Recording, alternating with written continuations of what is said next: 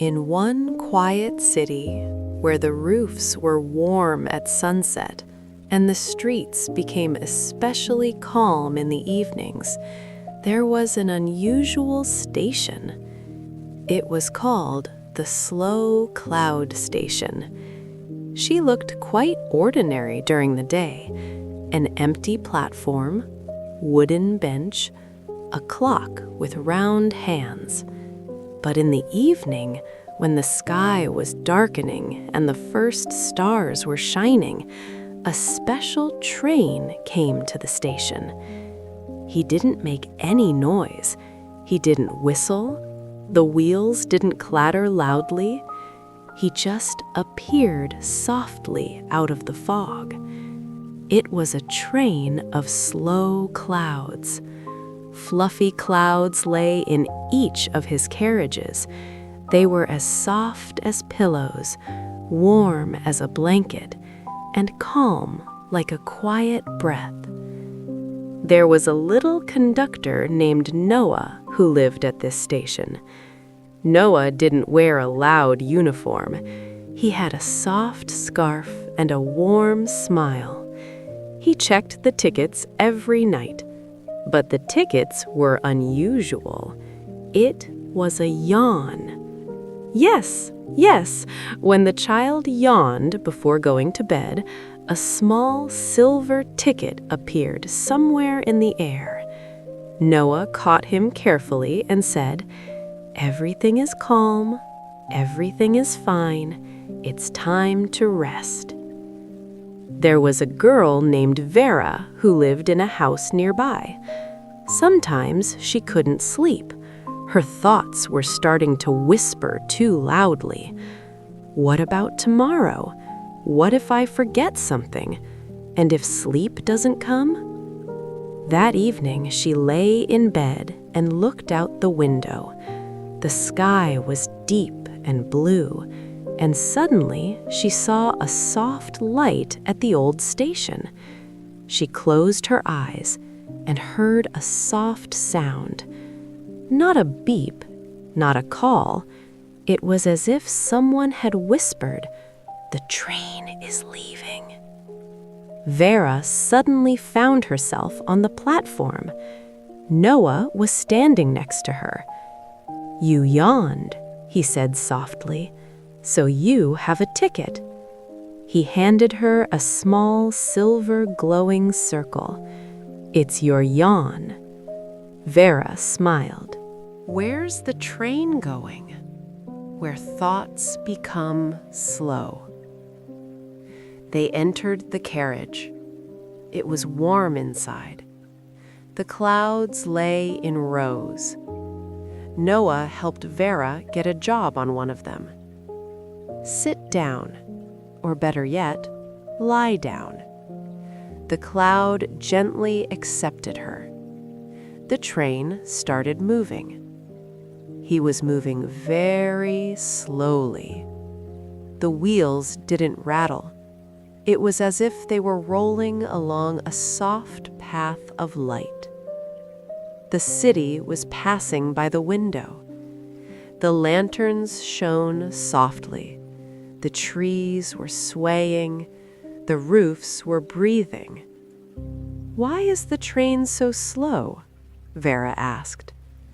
"So that my thoughts can rest," Noah replied. He sat down next to her. "Try listening." Vera listened. Instead of noise, she heard a soft, "Everything is calm, everything is fine, it's time to rest." The clouds were whispering. The train left the city. The valley of silence stretched ahead.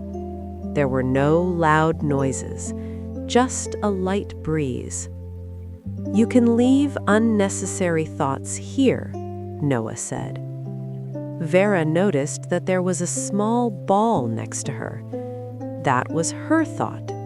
What if it's going to be difficult tomorrow? Noah took it carefully. "We'll put her on a cloud of rest." He carried the thought to the other end of the carriage. There, thoughts turned into a light mist and slowly dissolved. "Will it be back tomorrow?" Vera asked. "If necessary, but already rested." The train moved on. It passed the bridge of calm breathing. Noah said softly, "Breathe in." The train rocked gently. "Breathe out." Vera repeated it. "Breathe. Exhale." Her hands felt warm. Her shoulders slumped. My legs felt heavy. "Everything is calm. Everything is fine. It's time to rest." The train stopped at the lake of sleep. The lake was as smooth as a mirror. The moon was reflected in the water. Noah said, "Look at the water. She is not in a hurry." Vera was watching. The water did not move abruptly. She just was. "You can be as calm as that," Noah whispered. The train started moving again. It was even quieter in the carriage now. Some of the clouds were almost gone. "When will we be back?" Vera asked quietly. "You'll come back when you're asleep," Noah smiled. He covered her with a small plaid cloud. "Listen to the train." Vera listened. It didn't make any noise. It was breathing, gradually, evenly. "Everything is calm. Everything is fine." Her eyes began to close. "It's time to rest." The train slowed down. The station appeared again. The platform was quiet. Noah helped Vera down. "Remember," he said, "the train arrives every evening, even if you can't see him." Vera nodded. She opened her eyes. She was lying in her bed. The room was soft. The silence is warm. The moon was shining outside the window, and it seemed to her that somewhere far away, the train of slow clouds was still traveling. She took a deep breath and exhaled. "Everything is calm. That's all right. It's time to rest." And sleep came softly. And at the station of slow clouds, Noah caught new silvery yawns, and he told everyone, "Everything is calm. Everything is fine. It's time to rest." The train was coming out of the fog again, and the night was getting soft, and the city was breathing slowly. And if you ever feel a slight yawn before going to bed, know that your ticket is ready. The train of slow clouds is waiting. He's not in a hurry. He always comes, gradually, quietly, calmly. Everything is calm. That's all right. It's time to rest. Once upon a time, a small silver cloud lived in a warm land. It was unlike other clouds. All the clouds loved to swim quickly, change shape, play with the wind, and this cloud loved silence. Every evening, she would stop over a small valley and whisper softly, "Everything is calm. Everything is fine. It's time to rest." And from her whisper, the grass swayed gently, the flowers covered their petals, and the birds hid their beaks under their wings. In this valley stood a small house with a blue roof. In the hut lived a boy named Leova. He couldn't always fall asleep quickly. Thoughts raced in his head like swift rabbits. And so, one evening, Leova looked out the window and saw a silver cloud. She wasn't in a hurry. She drifted quietly across the sky. "How can you be so calm?" whispered Leova. The clouds heard him. After all, the clouds hear the quiet evening thoughts. She lowered herself a little lower and said softly, "I'm just not in a hurry. The night comes by itself. Sleep comes by itself. Everything is calm. Everything is fine. It's time to rest." Leva repeated after her, "Everything is calm. Everything is fine. It's time to rest." And suddenly, he felt a little better. Clouds smiled and decided to help the boy fall asleep. She called her friend Little Moonbeam. The ray was warm and soft. It didn't shine brightly. It shone so that it was pleasant to the eyes. Ray peered through the window and gently touched the pillow. The pillow became softer. The blanket became warmer. The room became quieter. "Now close your eyes," Cloud whispered. "Imagine that you are swimming with me." Leva closed his eyes, and suddenly he found himself in a soft, cloudy sea. It wasn't cold or wet. It was fluffy. It swayed slightly. The clouds floated nearby. "No one is in a hurry here," she said. "There are only slow dreams here."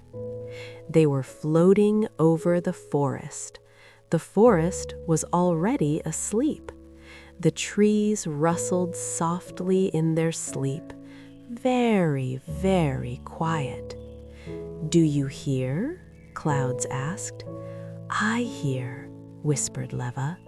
"It's the dream that comes to the forest, and now it's coming to you." And they sailed on. Above the river, over the hills, above the warm roofs of houses, someone was already asleep in every house. "Everyone's resting," Cloud said, "and you can rest." Lev felt so calm that he stopped thinking about his fast bunny thoughts. Clouds repeated softly, "Everything is calm. Everything is fine. It's time to rest." And the wind became quieter, and the stars became softer, and even the moonbeam slowed down its radiance. But suddenly, Leva asked, "Don't you ever get tired?" "I rest with those I help," Cloud replied. "When someone falls asleep, I become even softer." And she really got bigger and fluffier. They swam up to a large mountain. There was an old stone sentry at the top of the mountain. It was a tall stone that had been looking at the world for many years. "Good night," said the clouds. "Good, quiet night," the stone sentry replied. "Does he never sleep?" Leva asked. "He's napping," Cloud smiled. "Even the stones are asleep." Leva was surprised. "And the river is asleep, and grass, and at home, and even the wind." They began to swim slower, even slower. The cloudy sea was now rocking like a cradle. "Breathe slowly," Cloud said. "Inhale and exhale." Leva took a deep breath and exhaled. Inhale and exhale. With each breath, the cloud became softer. "Imagine that your hands have become heavy and warm," Cloud whispered, and the hands became warm. "Imagine that the legs are resting, and the legs stopped moving. Everything is calm. Everything is fine. It's time to rest." They swam up to the starry glade. There, small stars lay directly on the clouds and twinkled softly. One star flew up to Leva. "I will guard your sleep," she said. "And me," Moonbeam said. "And me," the clouds whispered. Leva smiled in his sleep. Now the clouds began to slowly descend. A house with a blue roof appeared below. The bed got closer. The pillow was waiting. The blanket was warm. Clouds carefully laid Leva back in his room. A ray of light lay next to a soft light. The stars settled down by the window. "Now you know how to swim slowly," said the clouds. "Yes," whispered Leva. "Then every evening just remember, everything is calm, everything is fine, it's time to rest." Leva could barely hear the words anymore. He was breathing softly, exactly, calmly. The clouds rose back into the sky, but before she disappeared among the other clouds, she whispered, "Sleep always comes to those who wait for it calmly." The night deepened, quiet, softer, and in a small house with a blue roof, Leva's boy was fast asleep. His breathing was steady. His face was calm. He dreamed of soft clouds, and high in the sky, the silvery clouds slowly drifted on, and she repeated it again. "Everything is calm. Everything is fine. It's time to rest." And if one evening you look out the window and see a soft silver cloud, know that it is also whispering, "Everything is calm. Everything is fine. It's time to rest." And sleep will surely come.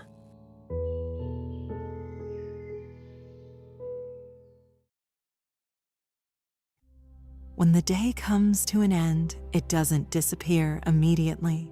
It turns golden, then pink, then quiet. And at that moment, the world seems to be talking. It's okay. You can slow down. Everything is calm. You can rest. There was a small lighthouse on the shore of the sleepy sea.